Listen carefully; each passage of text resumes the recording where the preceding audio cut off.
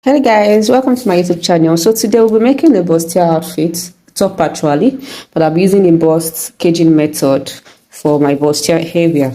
So let's do the pattern drafting first. So this is my front, for my front pattern that I want to make first. So I'll be taking my measurement starting from this line, which starts at my shoulder line. So I'll be taking my measurement, my armhole measurements divided by 2, that's 7.5. Then I'll indicate my shoulder to my bust point, 9.5. My shoulder to my under bust. Then my shoulder to my half length. And the full length of my top, that's just, I'll be adding 8 inches to 14. That will give me 22. So the same measurement I took here, I'll take it on this side, then I'll make a straight line.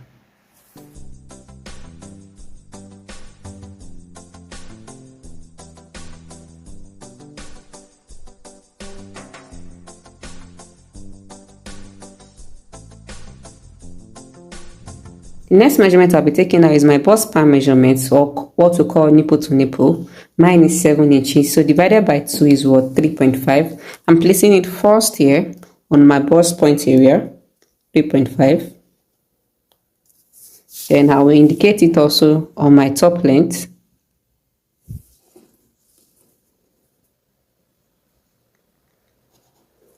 So I will do a straight line connecting this together now. Now, on my under bust, I'll be tightening it. So I'll be taking 1 inch on both sides. 1 inch on this side, 1 inch on this side. I'll take 1 inch here also and 1 inch here on my half length area. I'll come up here by 2 inch. So I'll connect all the dots together. This place.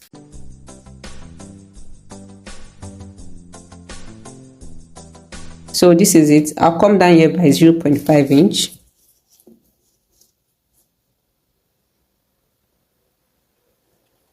Then I'll connect with my French curve.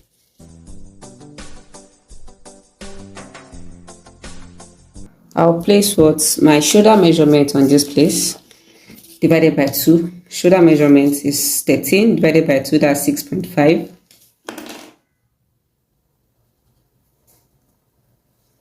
So I also place it here, 6.5.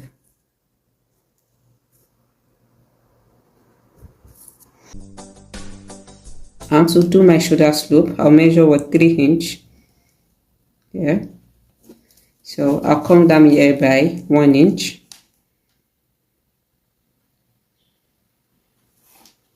So I'll connect. On this armhole line, also called the chest line, I'll be placing my bust measurements divided by 4, 8.5. On my waist measurement divided by 4, 7. So remember, I took 2 inches here now, 1 inch on both sides, that's 2 inches. I have to return it back to have what, a complete waist. So my waist divided by 4 plus 2 inches. So you can see that here now my waist will be actually wider than my bust. So by the time I take in my dart, it will come back to shape. So I'll draw my armhole. I'll come up here by what, 3 inches. I'll go in by 0.5. So that will guide my drawing of my armhole. On this place, that is my top length, I'll be placing my hip measurements divided by 4. It is an off shoulder bust here, so I want to create what's my off shoulder. So when making an off shoulder, your off shoulder should at least come down by 4 inches. That's the least you should come down. You should not come down by 3 inches. That's not off shoulder. So the least you can come down by is what, 4 inches. So you can go down by 5 inches, 6 inches, 7 inches, and so. So I'll be measuring 5 inches. So I'll be ruling with my pencil first. I just want to have that line to guide for my curve.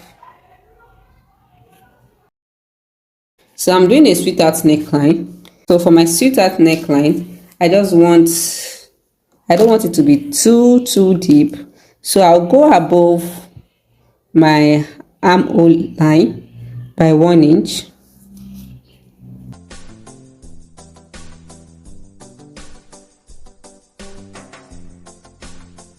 So assuming you are making an outfit where you want to put a yoke, these upper parts can serve as your yoke. You just create the type of neck you want for your yoke. So when cutting, just cut it out like this. So now I want to tighten this area, that is my off shoulder, or tightening my upper bust. So on this line that I ruled, I'll measure 3.5, which is also what my nipple to nipple. So I'll connect to this line. So I'll take half inch on both sides. You can take either half inch on both sides or 0.75 inch on both sides.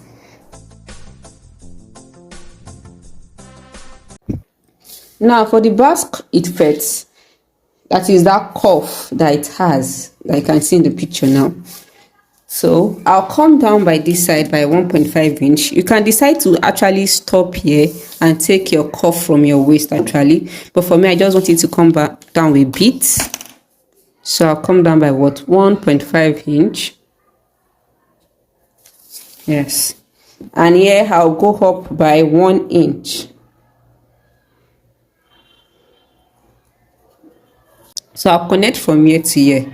But you know, if you actually connect from here to here like this, there's a cut here. It will break your line. And at the end of the day, your curve that you ruled might not align. You might just notice when you are sewing that one is shorter or one is longer. So I'll connect from here to this place using my pencil first.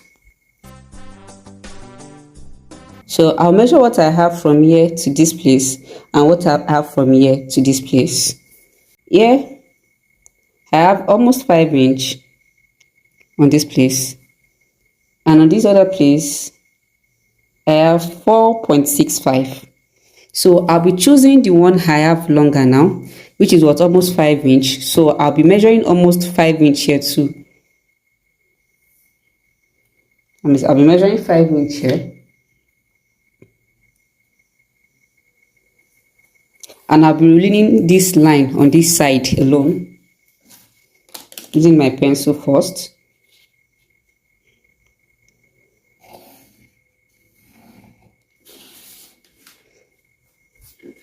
So I'll try to fold now for you to see.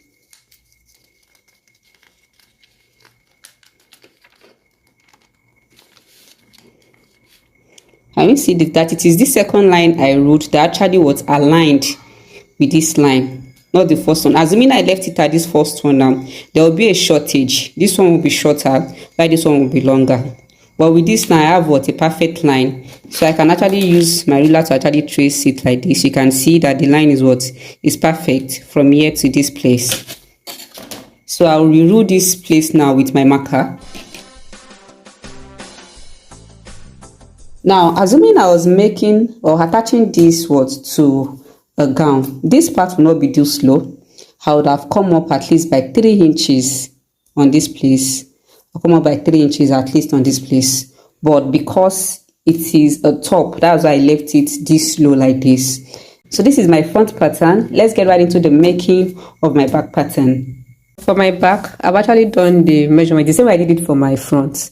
That's my shoulder to my armhole, my bust points, my half length, and my gown length. And I ruled a line there. I think you can see it that I ruled with pencil. So this line starts as where my measurement will be starting from. That's my center back, which I wrote CB here. So this is my center back, and this place will serve as what's my zip area if I'm putting a zip to my top. But this is not going to have a zip. It will be having loops. I want to take my dart. I'm using what's the normal waist dart for my back. So I'm taking what my nipple to nipple measurement, which is what 3.5, placing it here. 3.5 here also. I'm taking half inch on both sides on my waist area, that's my half length area. So I'll connect to this place and I'll come up here by 2 inch also. For this line, I'm placing what's my bust measurements divided by 4. And on my waist, I'm placing my waist measurement divided by 4 plus 1 inch. Remember, I took half inch here, that's 1 inch. So I'll be adding 1 inch to my waist. So here I'll be placing what's my hip measurements divided by 4. So now I'll take what my shoulder measurement, which is what 6.5.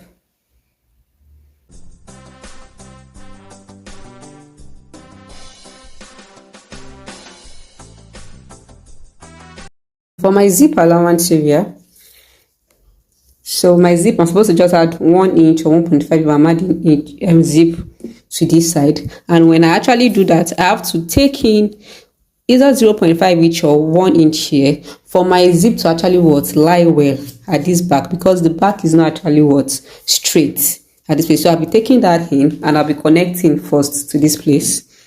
So I'm taking in 0.5.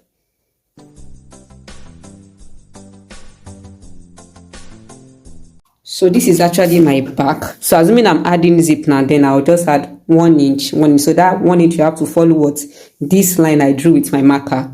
The 1 inch you have to follow it, or 1.5, whatever you're using for your zip allowance. So for my back, I can decide I want it to just start from this line. That is my chest line or my armhole line here. So when I'm cutting, I'll just cut like this. And I'll cut the rest like this. But because I don't want it to be this low, I'll just come up here by 2 inches. I'm coming up by 2 inches and I'll rule a line there.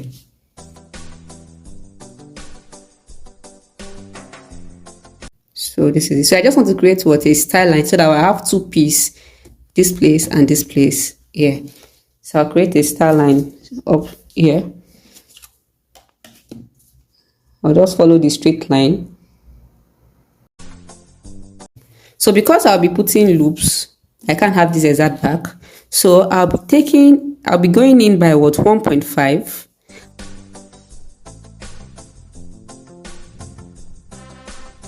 So this place, I'll be cutting it off.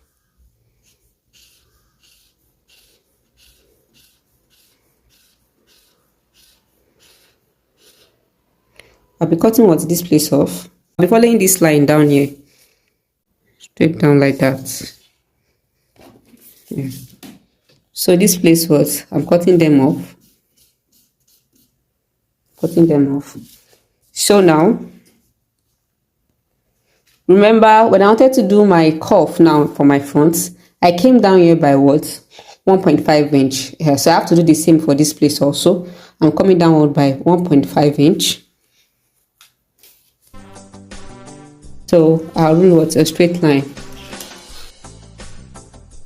Now please don't be confused with all this line now. Don't be confused. So this is my side back. My side back 2.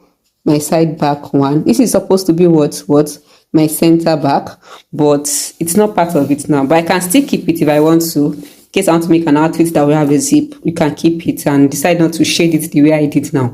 So I just labeled it so that I'll know. So this is what I actually need. This place from here to here is what I need for my back. From this place to this place. This place I don't need it. This place I do not need it. So this place, like I said for the front, can also serve as the yoke if you want to make a yoke for the back. So you can do different style lines. I love doing backs like this that comes like this. So you can do something like this. Depending, you can create a keyhole style, whatever style you want to create for this part. But I do not need this. This is what I need for my back. So this is what I need. This 2 piece is what I actually need for my back. So I'll be cutting them out now.